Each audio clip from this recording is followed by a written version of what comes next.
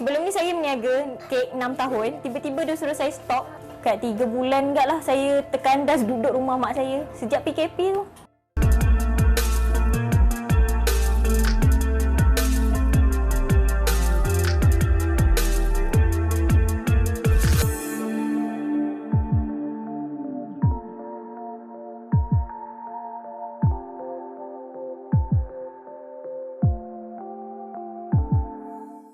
Umur anak saya first 6 tahun, second 4 tahun, nombor 3 setahun lebih, nombor 4 8 bulan. Saya suri rumah lah, tapi saya buat online bisnes juga dekat rumah. Husband dia kontraktor buruh kasar.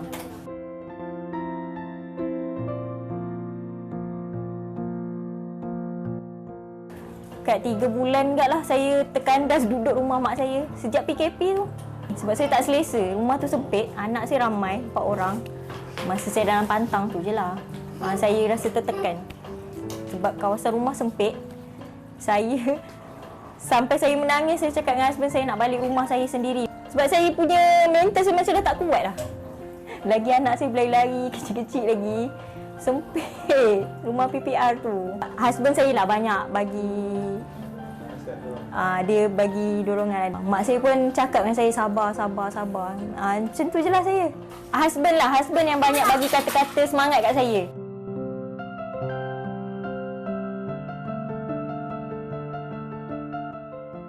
Kena beratur satu hal. Husband pula tak boleh masuk, kena isteri je masuk dengan baby. Tu memang susah sangat. Perit lah saya. Nak pergi buat ujian darah, kena panggil husband kat luar pula. Kita dah tengah pantang. Teruk lah masa PKP ni. Saya dalam mengandung tengah syarat pun kena beratur. Tons and tons of women who are in this situation where they are all struggling to find a balance. While there are no clear solution because childcare services are now ridden by conditions, so what then happens to mothers who need to work from home and who have children who are under the age of 3 who need their constant care? How are they supposed to have interviews like this, as well as to attend meetings and to be able to write reports and to finish up the work that they're supposed to do?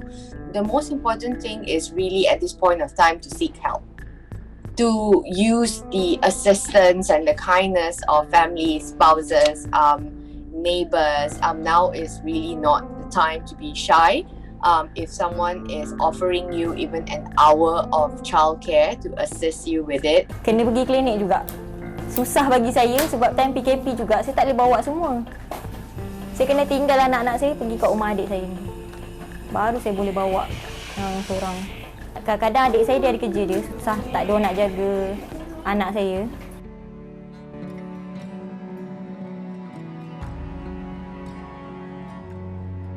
Masa rumah flat, husband saya murah lah sewa dia. Kalau kat sini 1,000, so saya kena bantu dia. Dia nak bayar kereta lagi, 7,500. Rumah 1,000, api air lagi. So saya ada komitmen kat situ lah. Sebulan dalam 1,000 jugalah komitmen saya.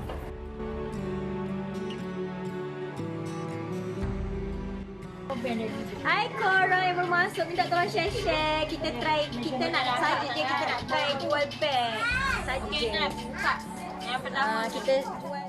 Sebelum ni saya meniaga kek 6 tahun, tiba-tiba dia suruh saya stop. GKP je lah saya tak dapat, yang tu saya sedih. Baru ni buat tak lulus sebab dia kata agensi tak wujud. Menangis saya tak tahu nak buat macam mana dah. Saya nak cover balik tu tak boleh. Sebab barang kek memang dia ada expired date dia. Semua barang kek saya tu semua saya buang. Tepung habis, pewarna semua habis. Barang kek sangat-sangatlah mahal. Saya nak cover balik lah, macam mixer saya rosak. Saya nak pergi repair, tak ada duit lagi. Last kali saya cakap tutup je lah bakery ni. Sebab kalau saya buat kek, saya kena ikut masa customer. Saya pernah buat, hampir anak-anak saya terabai. Makan diorang tak ada time. Perniagaan bandar saya alhamdulillah lah. Sejak saya buat perniagaan ni, saya tak fikir apa. Memang saya sendiri. Tahu-tahu husband saya tanya, barang bandar siapa ni? Saya cakap saya punya. Mula-mula saya buat live siang. So saya tak ada masa dengan orang. Lepas tu saya fikir balik, Saya bagi diorang tidur semua pukul 1 pagi sampai pukul 3 pagi saya live. Hari-hari sampai sekarang. Kadang-kadang extend sampai pukul 4.30 saya live. So we find that working mothers have a higher mental load since the pandemic has come about, and they are particularly emotionally and physically more drained than usual. And what mental load really means is not just the chores or tasks that you can put on a calendar, but really the other things that as a mother, as a woman, they would have to be responsible for. So we're talking about areas like caregiving, household chores, educational support, emotional support of the children, which are mostly done by mothers, and while juggling their usual workload that needs to be done from the whole aspect of working at home.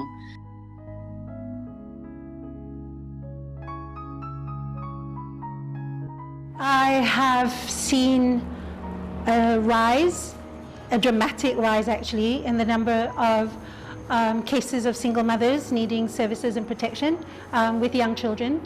I think what's shocking for me, because I've never had to deal with this before, is mothers who have been driven from their homes, locked out because they haven't been able to pay the rent. I had a case this morning, in fact, where the mother was actually locked out sobbing outside the house because the landlord had locked the door. It's almost daily. And for me, it's not just a matter of providing protection for the children. You can't provide protection for the children when you can't provide protection for the mother, and when the mother has no home because she can't even, cook food for her kids and stuff. And so that was, I think, for me, the most glaring, shocking thing that happened. Sejak pandemik COVID, kita berlaku adaptability, perubahan sedikit, di mana kita fokus pada keadaan kanak-kanak di rumah. Jadi kebajikan keluarga itu adalah penting, sebab kalau kebajikan ibu bapa tu dari segi pekerjaan, wang ringgit, makan minum, tempat tinggal, pakaian tu terjaga, anak-anak akan selamat. Jadi objektif persatuan saya, persatuan untuk anak kita atau Puak Payung tercapai sebab kebajikan kanak-kanak terjaga, mereka berada di tempat selamat, ibu bapa senang hati, tak ada stres, tak ada pukul anak dan sebagainya. So sehingga kini, pada tahun ini, kita akan teruskan juga advokasi tempat selamat kanak-kanak, tak kisah di mana mereka berada.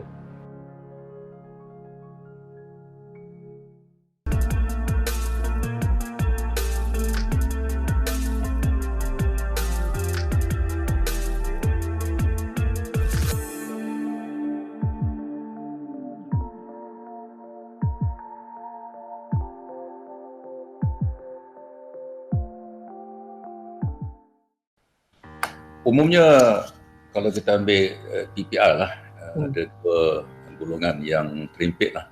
Yang pertama, yang mereka memang bergantung kepada bantuan kerajaan ataupun NGO atau zakat. Mereka ni adalah kumpulan yang mungkin ada penyakit yang umpamanya setengah-setengah tu bukan saja berpenyakit suami isteri tapi juga jaga cucu lagi. Ini merupakan kumpulan yang wajib dibantu oleh Jabatan Kemasyarakatan Masyarakat.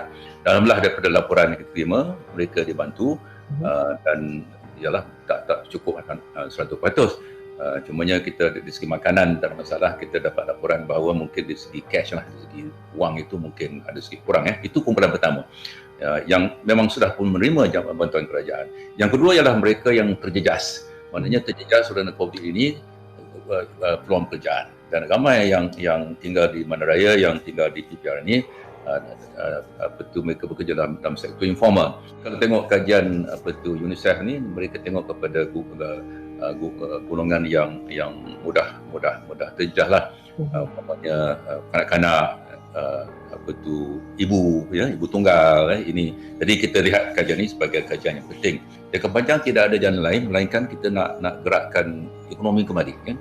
Itu sebabnya kalau kita lihat pada keadaan sekarang, bila PKP sekarang ni, di mana kegiatan ekonomi berjalan, walaupun tidak 100%, sektor pembuatan umpamanya dilihat sebagai sektor yang essential, yang penting dibuka, pembuatan mana kerja tu ada. Cuma yang terkesan ialah umpamanya yang informal tadi. Mula-mula kita tahu bahawa ada sekatan pukul 8 dah kena tutup dah, tak ada order dah. Sekarang pukul 10, alhamdulillah disambut baik. Kalau dulu kita angka-angka mengenai sektor informal ini tak berapa mantap. Apabila kita nak bantu rakyat Malaysia, ya, umpamanya Geran Prihatin nasional ni untuk membantu PKS dan Tinjas.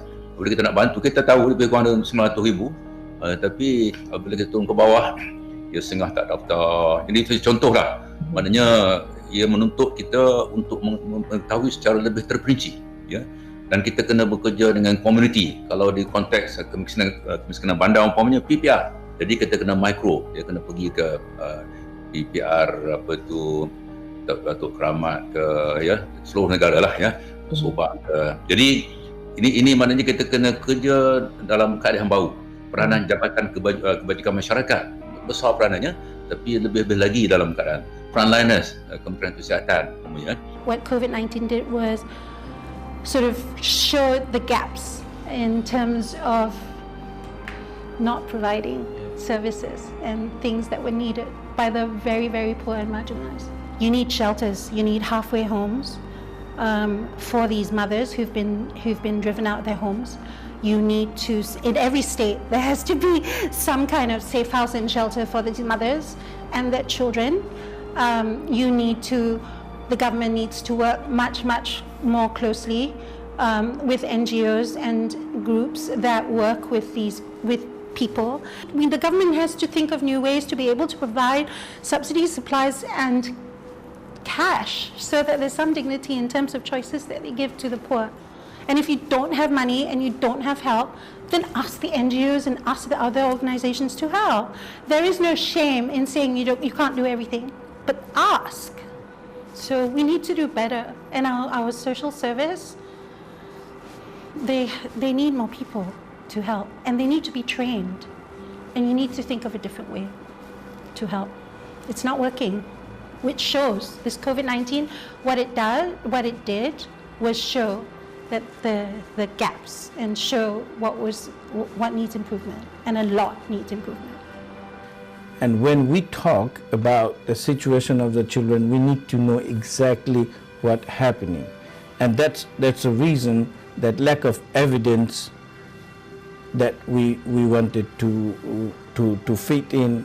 We wanted to also provide the better knowledge to the parents, to the society, to the community, and of course to the policymakers to deal with the situation better, to make the policies, make the better decisions for those children, for those families, and to generate a longer-term social policy discussion.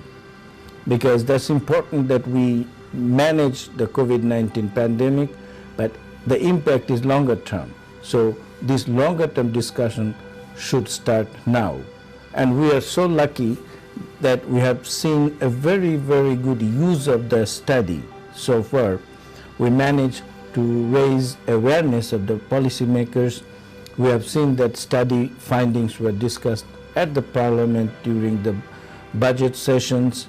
We have also seen that the policymakers were interested in learning the facts.